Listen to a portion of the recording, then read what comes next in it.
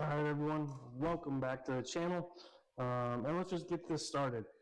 Unfortunately, I'm going to show the content. I wasn't able to get the perfect camera angles. I was more focused on the track, so we're going to do it this way instead, just because unfortunately the front camera is going to be looking up at the sky, so hopefully you like the sun, and the backward facing camera is not quite as high, so both the angles were a little bit off, but trial and error, man. This channel is all about trial and error. Not just with on riding bikes and learning different techniques and track and everything that we're going to learn through this process, but also about right here on YouTube, making content, making videos. Sometimes it doesn't go perfect. Sometimes the footage isn't as great as we want it to be. But you know, it's not about having to go back and make it perfect, because the journey is the perfection. So may or may not enjoy the video. I'm going to go ahead and I'm going to walk through it with you. So let's go ahead and let's get started and let's watch this video. Right here in the beginning, because I'm working, thanks again, Break Free, for allowing me to be a part of, to work a corner. And in turn, I get free track time, so it's definitely a benefit, much appreciated. A lot of the track time that I have had has been because of that, so I'm much appreciated for Break Free and everything they do, and Indy was an amazing track. So usually in the first lap, because we have to park at the corner, the first one's kind of a little bit more mellow. Make sure the tires get warmed up, get the dirt off the tires. It's a big mistake that a lot of people make. They don't think about it. They come off the track, and if you're not on tire warmers, the bike just sits. And even if it's in sunlight, depending on how the organization that you're riding with sets it up, like for Break Free, you get anywhere between 40 to 45 minutes worth of a gap, depending on what track you're at, and that is more than enough time for your tires to cool down if you're not on warmers. So I recommend, and what's been recommended to me, is especially in the first two sessions, that's even if you've been to the track before, you're going to go out there, you're going to scout the track, you're going to let the tires kind of warm up, you're going to break them in, you're going to find your line, and definitely with the first one, you're going to just find your line and get comfortable with the track, get comfortable with the bike. I assume, at least for me, I ride it a little bit different on the track than I do on the street. So there's different nuances and different things that I like to get ready for or prepare myself for, or check the track for riding position. If something feels uncomfortable, if I need to make adjustments, all that sort of thing. Also, you know, your cold tire pressure, getting that set in the beginning and making sure that you're checking that as soon as you come off the track. After about the second or third session, wherever that PSI is at, when the tire's warm, that's about as much as it's going to get, so you're pretty good from there.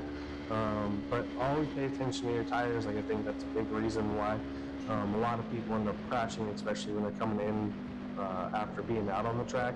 They forget that just because the tires were warm 40 minutes ago, you've been sitting, the bike has been sitting, it takes a little bit of time to warm the tires up.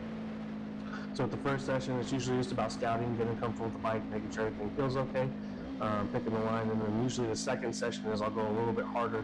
I'll try to figure out like what gear feels right for what. Obviously I'll be going a little bit slower pace, so it's going to tell me whether or not I'm in the right gear, if when I pick it up a little bit, if I need to go up a gear through this corner where it's at. I'm on a Ninja 500, so it's a little bit easier. My gears don't last as long as it would be if you were on a bigger bike, like a 600 or a 1000. You know, those bikes are going to run out first gear until like 50 to 70, 80 miles an hour. It's going to be a lot different in how you navigate gearing and how you take the corners. Small bikes are fun to me because you're always shifting through gears. It's a lot of technique, it's a lot of learning. I don't have a quick shifter or anything, so one of the big things I'm learning is, instead of braking hard, letting off, downshifting, braking hard, letting off, downshifting, I'm settling the bike a lot, and I brake really hard now. I brake really late coming into the corner, so I use rear brake and front brake. But every time I have to let off the brakes, I'm letting the bike, the front suspension, extend up, so it could be putting me in a vulnerable spot. So as of lately, I've really been working on how to brake while gripping the throttle and downshifting.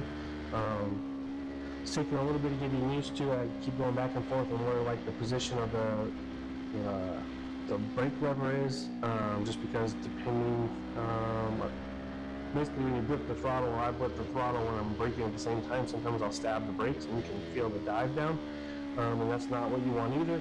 That might almost be worse than just doing it the way I am doing it, just because if I'm downshifting and getting comfortable with that, then I'm going to be able to start downshifting while trail braking into a corner. So I'm not going to have to do all my downshifting before I get to the corner. I'm able to kind of smoothly make it kind of like I have a quick shifter, so that way it doesn't all have to take place and then hit the corner and then trail brake off. It can be a lot smoother on the bike and less hectic in the brain of like what's going on. So something I'm working on. I'm not too upset about this position looking backwards. I mean, I was just trying to focus on body position and where I'm at and what's going on with the hands, just so I can pick up stuff. The cool thing about doing stuff like this, so a lot of this stuff, it's not just learning for you, it's also learning for me, so it's not just about me putting content out. It's also so that way I can watch back and see where I'm going wrong.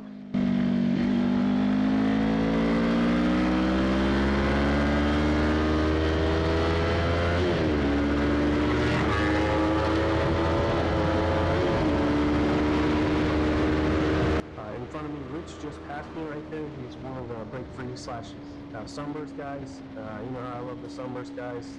They always take care of me, make sure my bike is good.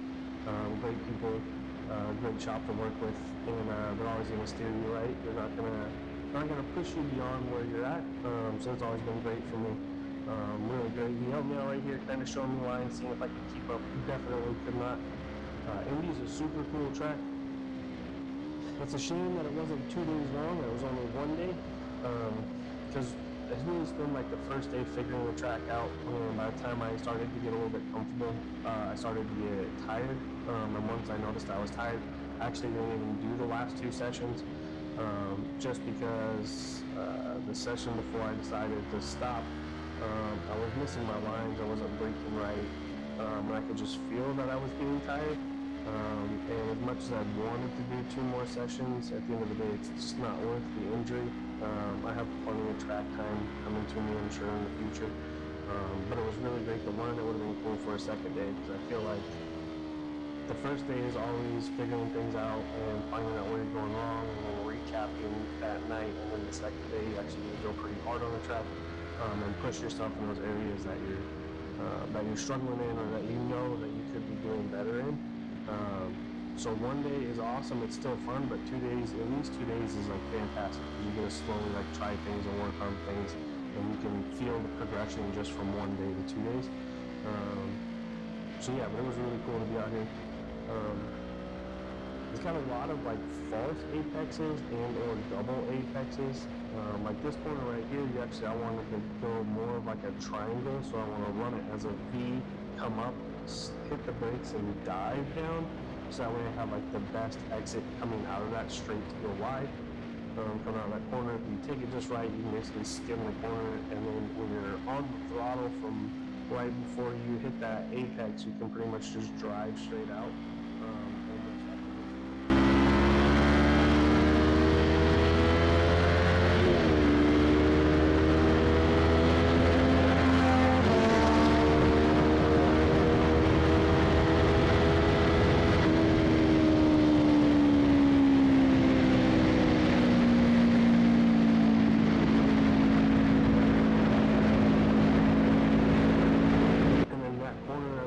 I just could not get the courage to stay on the throttle the whole time. It's a really fast corner.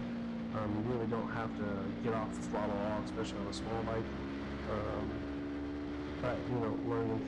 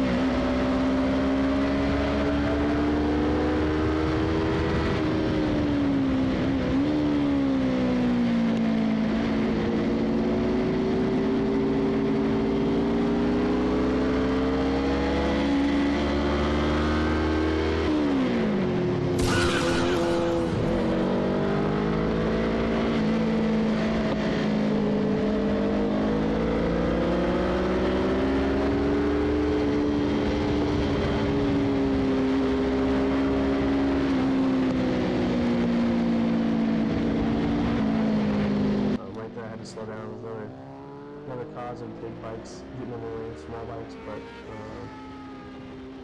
it's like the favorite thing about a small bike, man, is like once you start getting it down and getting it technical, your skills are getting a little better, you find line.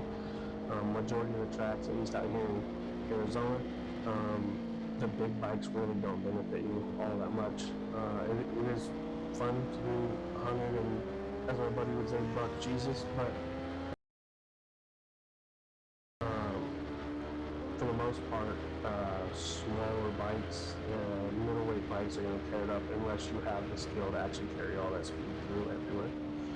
But for me, it's fun because you see a lot of people on big bikes and they can rip down the straight, but once you start getting a little more technical corners and all that fun stuff, the CC or the size of the bike doesn't really matter as much, and a lot of the times a smaller bike is going to have the advantage just because we can carry a lot more speed through.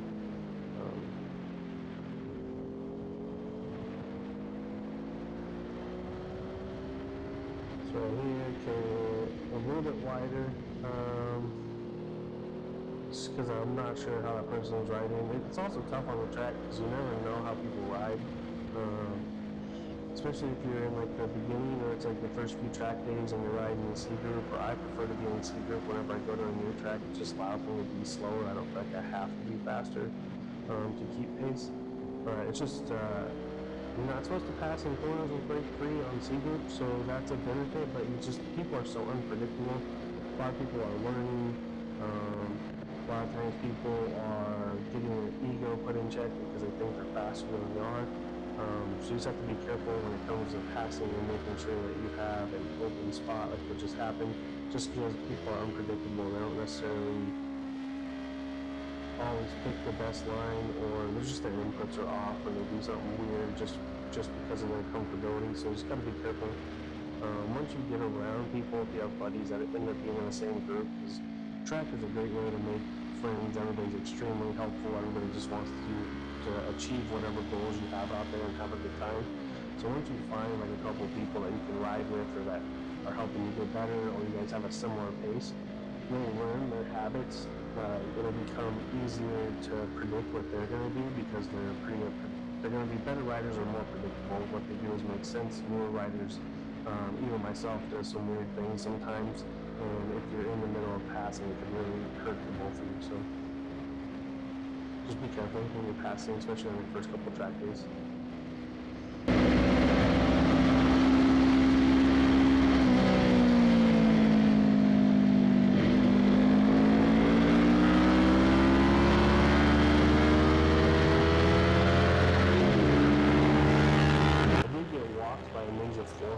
Straight, which was extremely upsetting.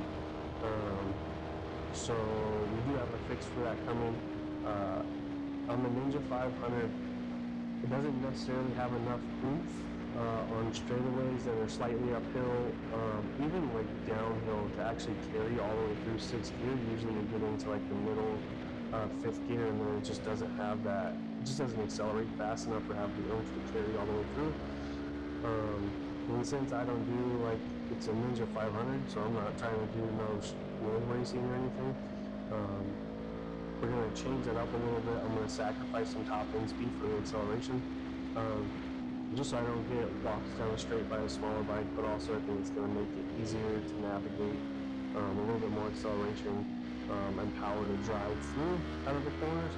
And not so much questioning about what gear you should be in. Hopefully it'll even out the gears a little bit more for how I ride.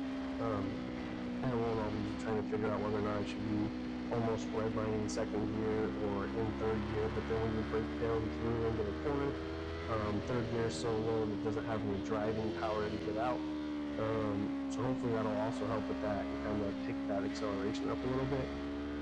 Just because if I want to go fast, I end up thinking that the bike is my limitation to hold me back, then eventually I'll end up stepping up into a bigger bike.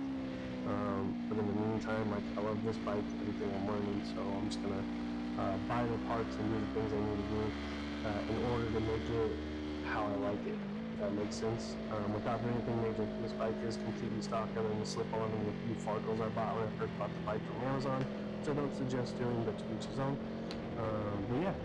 This has been the video. Thanks for letting me ramble on and on and on. I don't know if that made any sense or not, but just remember, The track is the best place to go fast. It's the best place to test your skills and the best place to build from. Um, there's not any place like it. It's always going to be better. It's going to be safer.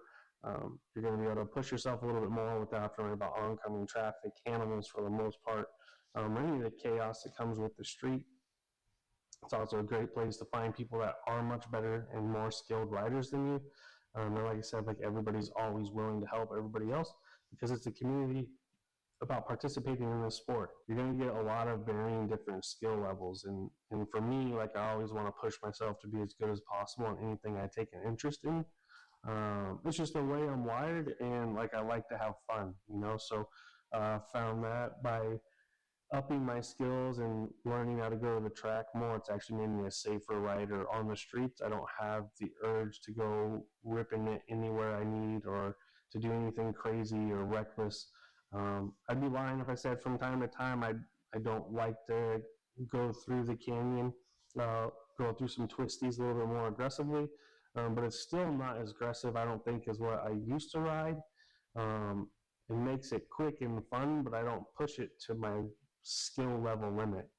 There's not really a point. There's nothing to prove. There's no trophies. There's no awards. There's no first places. There's no money at the other side of it. I do like to have fun, but fun needs to be manageable within risk.